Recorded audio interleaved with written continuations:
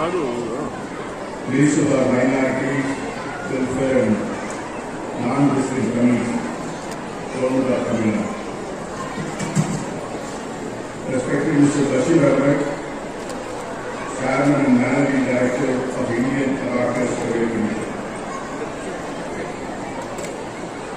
My good friend Mr. Vijay is the guest of honor today, and the Vice Chairman of the Tamil Nadu State Youth Academy, Dr. Mohammed Nairu Rahman. My friend Sheikh and all the dignitaries on the dais, parents, teachers, and the students who come from different parts of India. It's really a wonderful sight. So many young children coming to participate in a wonderful show. And the parents looking at them, and the teachers coaching them, and the whole arrangement gives us an idea that how these things are being looked out and how much of effort should have been put before this. And when we are talking to Mr. Bashir Ahmed, we are asking him, in my family,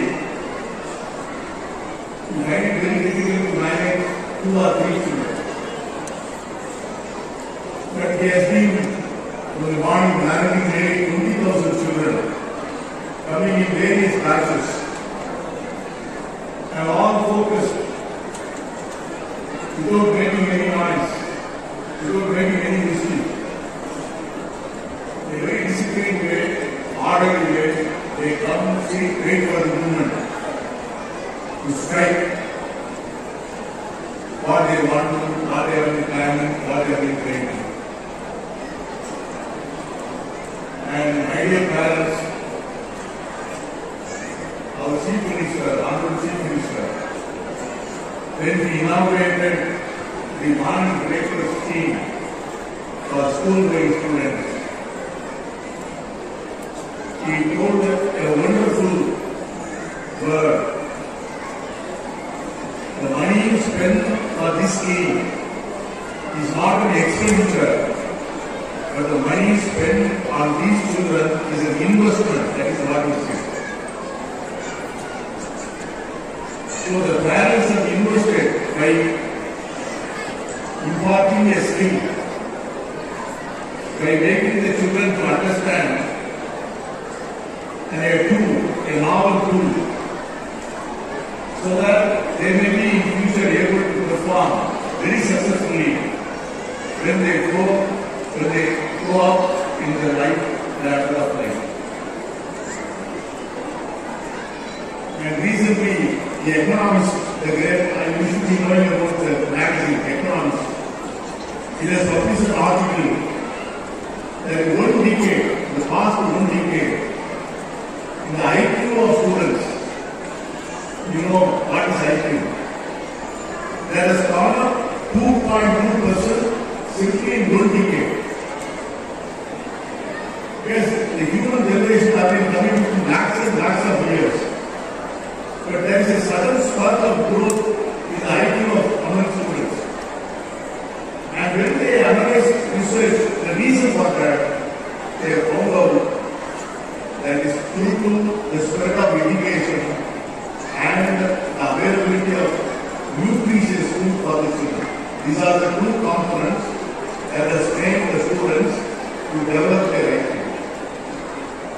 And you know, the most important organ of the human body, human soul, is the brain. And the brain also needs exercise, as the body needs exercise. And the more exercise is given to the brain becomes stronger. It gets more ability. It is able to deliver more. And it is a competitive work where every children have to be equipped with a special technique so that it can compete with other children when they compete for exams, when they compete for talks, they should be more qualified. So abacus, that's a tool. That is not a new tool. The first abacus was discovered in the 3rd century. So it's nearly 1,500, 1,700 years old, this tool. But in the Bashir Ahmed, he has added very attractive parts to this tool, and he has researched on that, he has committed his life to that, he has dedicated his whole life to the development of this curriculum, this tool, so that young minds can be developed. அரங்கத்திலே அமர்ந்திருக்கின்ற சகோதர சகோதரிகளே, அருமை குழந்தைகளே, Indian awards olympiad போட்டியில் கலந்து கொண்டு தங்களுடைய திறமைகளை வெளிப்படுத்தி பரிசுகளை பெற இருக்கின்ற மாணவ செல்வங்களை, இந்த நிகழ்ச்சியை முன்னின்று நடத்துகின்ற இந்தியன் அவார்ட்ஸ் நிர்வாக இயக்குனர் பஷீர் அகமது அவர்களே, நிகழ்ச்சியில் கலந்து கொண்டு இங்கே அமர்ந்திருக்கின்ற மாணவ செல்வங்களுடைய அறிவு திறமைகளை எப்படி வளர்த்துக் கொள்ள வேண்டும் என்று பல்வேறு உதாரணங்களை கோடிட்டு இந்திய அளவில் உள்ள உலக அளவில் உள்ள செய்திகளையும் ஒருங்கிணைந்து கருத்துக்களை பதிவு செய்திருக்கின்ற சிறுபான்மையினர் ஆணையத்தின் தலைவர் அண்ணன் பீட்டர் அல்போன்ஸ் அவர்களே, தேசிய ஒருமைப்பாட்டு கவுன்சிலின் தலைவர் அருமை சகோதரர் விநாயகத்துல்லா அவர்களே, தமிழ்நாடு உருது அகாடமி துணைத் தலைவர் அருமை சகோதரர் நயமூர் ரஹ்மான் அவர்களே, இந்த நிகழ்ச்சியில் கலந்து கொண்டு அனைவருக்கும் இணைப்பு பாலமாக நிகழ்ந்து கொண்டிருக்கின்ற அருமை சகோதரர் ஹசன் ஷேக் அவர்களே, மற்றும் இந்த நிகழ்வில் முன்னின்று நடத்துகின்ற ஆசிரியர் பெருந்தகைகளே, பல்வேறு பொருட்கள் இருக்கின்ற நிர்வாகிகளே, உங்கள் அனைவருக்கும் நன்றி கலந்த வணக்கத்தினை முதலில் தெரிவித்து, மாணவர்களுடைய அந்த திறமைகளை வெளிப்படுத்துகின்ற ஒரு போட்டியாக இதன் மூலமாக இந்த நிகழ்வில் கலந்து கொள்வதில் மிக்க மகிழ்ச்சி அடைகிறேன். உங்களை எல்லாம் காணுகின்ற நேரத்தில் மாண்புமிகு தமிழ்நாடு முதலமைச்சர் மக்கள் முதல்வர் முத்துவேல் கருணாநிதி ஸ்டாலின் அவர்கள் ஆட்சி பொறுப்பினை ஏற்றதிலிருந்து தமிழகத்தில் கல்வி மற்றும் சுகாதாரம் இந்த இரண்டு கண்களாக நான் முன்னிலைப்படுத்தி இந்த தமிழகத்தினுடைய வளர்ச்சிக்காக முழுமையாக என்னை அர்ப்பணித்துக் கொள்வேன் என்று உறுதிமொழி எடுத்தார்கள். அந்த அடிப்படையில் இன்றைக்கு கிராம பகுதியில் இருந்து சாதாரண ஏழை எளிய மக்களுடைய பிள்ளைகளெல்லாம் உயர்கல்வி பெறுகின்ற வகையில் இன்றைக்கு ஏழ்மை வறுமையால் அந்த குழந்தைகளுடைய கல்வி தடைபடக்கூடாது என்பதற்காக காலை சிற்றுண்டி திட்டத்தை மாண்புமிகு முதலமைச்சர் அவர்கள் உருவாக்கி கொடுத்திருக்கிறார்கள். இது தமிழகத்துடைய திட்டம் இந்தியாவில் எந்த மாநிலத்திலும் இல்லை என்று சொன்னாலும் இதை உலக அளவில் இந்த திட்டம் இன்றைக்கு சிறப்படைந்திருக்கிறது. கன்னட நாட்டில் இந்த திட்டத்தை துவக்கிய அதிபர், இந்தியாவில் உள்ள தமிழ்நாட்டுடைய முதலமைச்சர் இந்த திட்டத்தை குழந்தைகளுக்கு இதை செயல்படுத்தி இருக்கிறார். எனவே கனடா அரசு இந்த திட்டம் செயல்படுத்தும் என்று அவர் செயல்படுத்துகிற நேரத்தில் முதலமைச்சருடைய திட்டம் தமிழகத்தில் இருந்து இன்றைக்கு உலக அளவில் அதை ஏற்றுக்கொள்கிற சிறப்பு திட்டமாக இருக்கிறது. இதை சொல்வதற்கு காரணம், இங்கே இருக்கிற சின்னஞ்சிறு பிள்ளைகள் கல்வி அறிவு பெற்று தன்னுடைய வாழ்வாதாரத்தை உயர்த்திக் கொள்ள வேண்டிய அந்த உயர்ந்த நோக்கத்தோடு இருக்க வேண்டும் என்பதற்காக குறிப்பாக பெண் பிள்ளைகள் படிக்க வேண்டும். பெண் பிள்ளை படித்தால்தான் இந்த சமுதாயம் படித்த சமுதாயமாக உருவாக்க முடியும் என்று முத்தமிழர் கலைஞர் அவர்கள் குறிப்பிட்டார்கள். ஒரு பெண் படித்தால் தனக்கு பிறக்கின்ற குழந்தை ஆணாக இருந்தாலும் பெண்ணாக இருந்தாலும் அது ஒரு படித்த சமுதாயமாக உருவாக்குவதற்கு பொறுப்பெடுத்துக் கொள்வார்கள் என்று அன்றைக்கு கலைஞர் சொன்னதைதான் இன்றைக்கு புதுமை பெண் திட்டத்தை கொண்டு வந்து அந்த திட்டத்தின் மூலமாக அரசு பள்ளிகளில் படிக்கின்ற மாணவர்களுக்கு கல்லூரி வகுப்பில் சேர்ந்து படிக்கிற காலகட்டத்தில் துவக்கத்திலிருந்து மாதம் 1000 ரூபாய் ஊக்கத்தொகை என்று புதுமை பெண் திட்டம் மூலமாக அதை கடந்து ஆண் பிள்ளைகளுக்கும் அந்த திட்டத்தை இந்த ஆண்டு இந்த கல்வியாண்டிலிருந்து விரிவாக்கம் செய்து தமிழ் புதல்வர் திட்டத்தையும் இன்றைக்கு அறிமுகப்படுத்தி இருக்கிறார். இதையெல்லாம் சரியான முறையில் இங்கே வந்திருக்கின்ற பெற்றோர்கள் தன்னுடைய பிள்ளைகளுக்கு உயர்கல்வி பெறுகின்ற வாய்ப்பை உருவாக்கி கொடுக்க வேண்டும் என்பதற்காக இன்றைக்கு தமிழகம் இந்த தமிழ்நாடு அரசாங்கம் இந்த செயலை உருவாக்கி கொண்டிருக்கிறது. எனவே இந்தியன் அவர்ஸ் ஒலிம்பிக் போட்டியில் கலந்து கொண்டிருக்கின்ற மாணவ மாணவியர்கள் வெற்றி பெற தங்களுடைய சார்பாகவும் மாண்புமிகு முதலமைச்சர் சார்பாகவும் வாழ்த்தை நிறைவு செய்கிறேன். நன்றி, வணக்கம். If you make a mistake, please correct it and write it. Don't use eraser. Okay. Make a first invigilator, no supervisor, erasers பண்ணக்கூடாது, அவங்க ஓபன் பண்ணக்கூடாது. First 5 minutes.